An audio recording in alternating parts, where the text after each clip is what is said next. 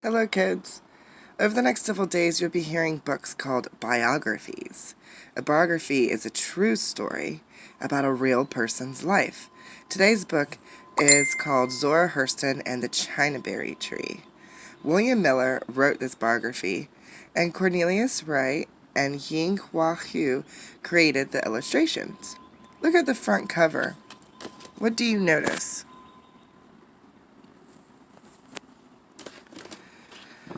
Okay? The girl is Zora Hurston. She grew up to be a famous writer. Let's read to find out about her life when she was young.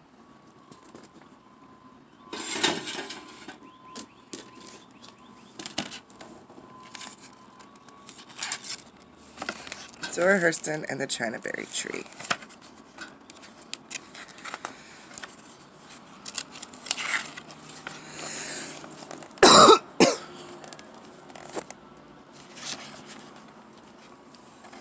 Zora Hurston loved the Chinaberry Tree. Her mother taught her to climb it one branch at a time.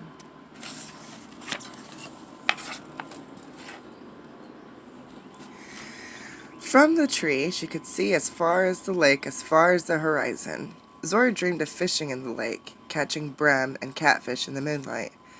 Zora dreamed of seeing the cities beyond the horizon, of living there one day. Look at the illustration. Zora dreamed of seeing the cities beyond the horizon. What do you think horizon means? When you hear the word horizon, they're talking about looking as far as you can and the last thing that you see. So we're looking as far as we can at this illustration, and the last thing we see is this line of mountains. So Zora's thinking about what lies beyond those mountains, the cities beyond those mountains.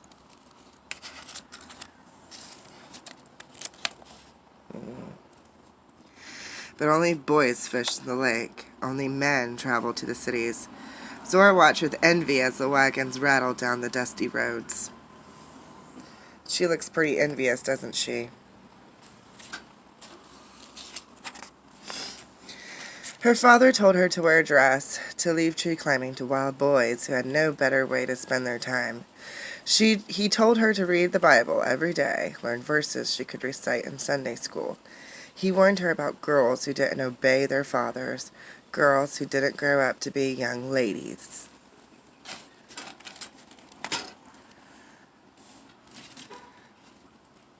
So, how do you think Zora feels about what her father tells her? That tree climbing is for boys, and she needs to read the Bible every day. And she needs to wear a dress. And girls who didn't obey their fathers were girls who didn't grow up to be young ladies. What do you think about that?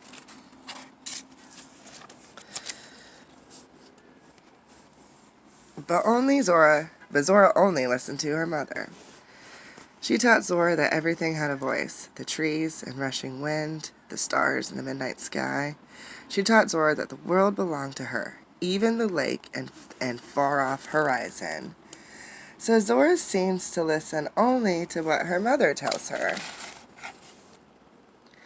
How do you think Zora's mother is different than other people in Zora's life? Think about her dad. How is her mother different than her dad?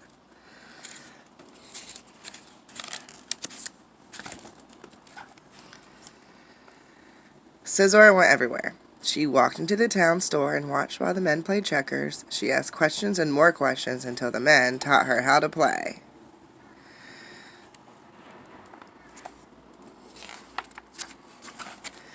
She followed the boys to the edge of the campfires, listened while their fathers sang about John Henry, a man so strong he swung a 9-pound hammer from dawn till dusk. She learned about Death, the great square-toed one who lived in the West. Death sat on a platform made of palm leaves and ruled with a sword in his hands. Zora learned about Africa, the place where she and her people came from. In Africa, they had been kings and queens, builders of cities that stood for thousands of years. They worshipped gods who ruled the sky, the mountains and rivers, the stormy sea. Do you see her hiding back there, listening to the stories?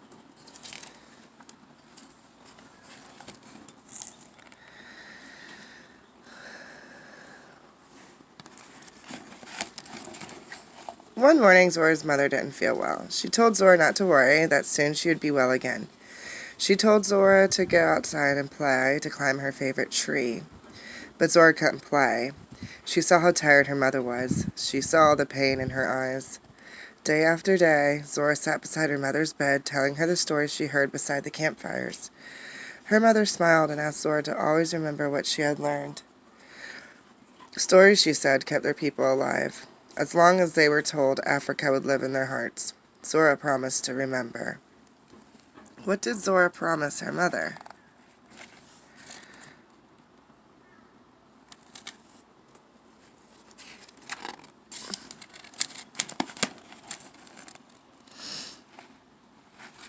Zora's mother slowly got worse. Men and women came to sit up with her through the long, hot nights.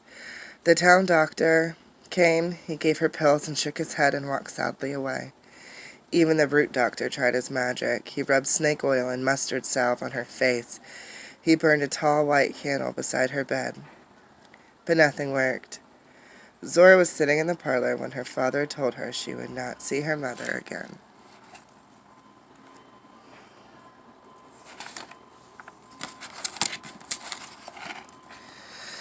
Zora felt as if she had died. She watched while the old people stopped the clocks, put sheets on the mirror. She watched while the women cried and the men stared at their Sunday shoes. But then she could sit still no more.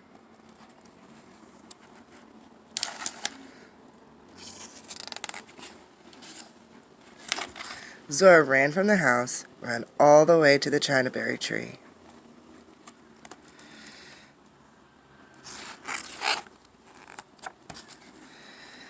She climbed the first branch and the next, climbed almost to the top. A sparrow sang to her in a voice like her mother's.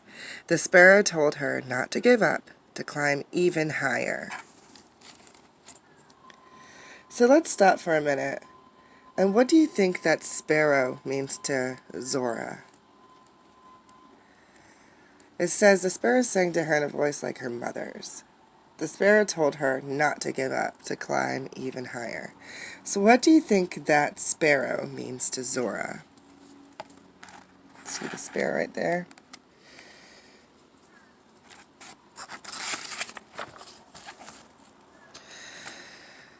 From the top of the tree, Zora saw again the world her mother had given her. The lake filled with fish, the cities where she would tell people all she had learned beside the campfires. Zora promised her mother that she would never stop climbing, would always reach for the newborn sky, always jump at the morning sun.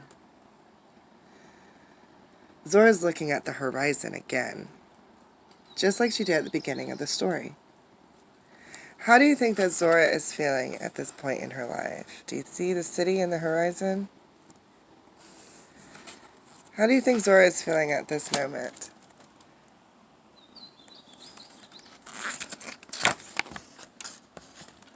Let's read the author's note. It says, Zora Hurston was born in 1891. She grew up in Eatonville, Florida, the first all-black incorporated town in America.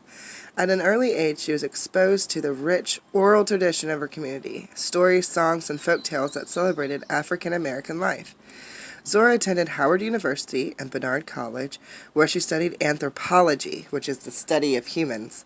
She traveled through the South recording the folktales of her people. She published these stories in a collection called Mules and Men. Zora was also the author of many works of fiction. Her most famous novel, Their Eyes Were Watching God, is a classic of African American literature, which you might read when you get to high school. Okay, so why did the author want you to know about Zora Hurston? Remember, she was a writer, so why do you think that the author wanted you to know about Zora Hurston? And think about Zora and the Chinaberry tree. Why do you think the Chinaberry tree meant so much to Zora?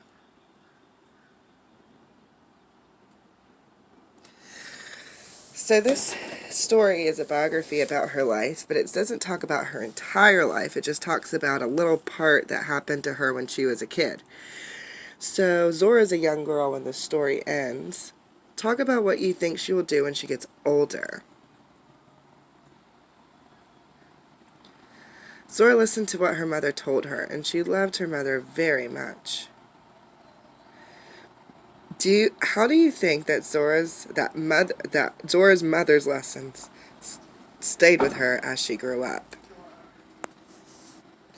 Did she stay inside and wear dresses all the time? Because that's what her dad said? I don't think so.